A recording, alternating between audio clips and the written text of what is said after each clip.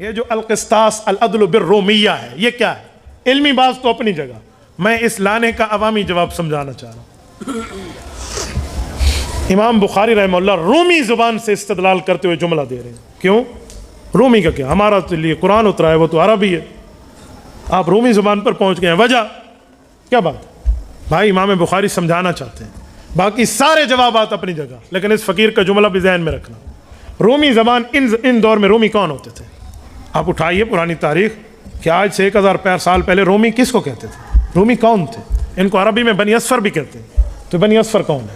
یہ رومی کون ہے؟ موجودہ دور کے انگریزوں کو رومی کہتے تھے اس زمانے میں، یہ رومی ہوتے تھے انگریز۔ جرمنی کو بھی روم کہتے ہیں، غلبت الروم و غلبت البون کے ساتھ ہم اس کی تشریح کرتے ہیں۔ تو یہ جو ہے، تو امام بخاری پھر انگریزوں کی بات کیوں لائے ہیں؟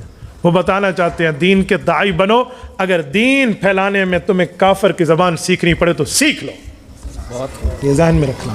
العدل بالرومیہ کا ایسے مذاق نہیں ہے۔ امام بخاری عربی زبان دوسرے مذہب والوں کی زبان میں سمجھانے کی ترغیب دیتے ہوئے غیر مذہب کی زبان لائے، یہ العدل بالرومیہ۔ دوسری زبان میں بھی آپ دین کی تشریح کر سکتے ہیں، آپ سمجھا سکتے ہیں۔ اللہ نے آپ کو قدرت دی ہے انگلش پہ، فرینچ پہ، چائنا پہ، کسی اور زبان پہ، سنسکرت پر۔